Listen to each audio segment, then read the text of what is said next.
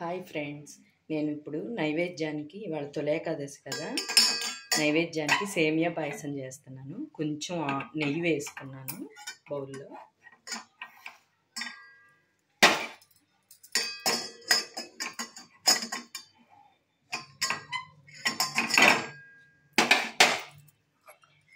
నెయ్యి వేడెక్కాక జీడిపప్పు వేసాను.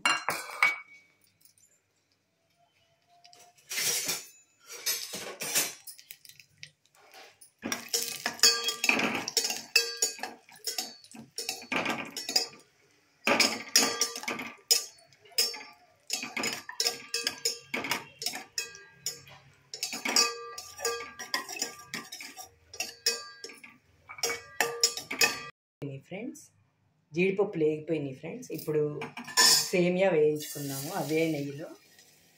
నాకు స్వీట్స్ రావండి, కానీ నైవేద్యానికి సింపుల్గా కాబట్టి మా ఇంట్లో స్వీట్స్ తక్కువ తింటారు, అసలు తినరనే చెప్పుకోవాలి. అందుకే నేను కొంచెం చేస్తున్నాను. సరే, నైవేద్యానికి అని చెప్పి చేస్తున్నాను సేమియా పాయసం. సేమియా అలా వేయించుకోవాలి. సేమియా కొంచెం వేగాక పాలు పోసేయాలి.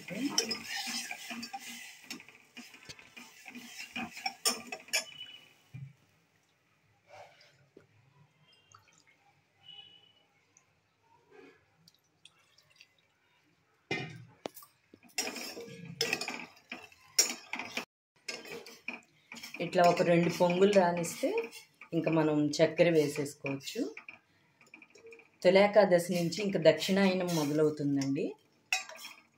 చాతుర్మాసం కూడా ఇంకా ఇవాళ నుంచి స్టార్ట్ అవుతుంది.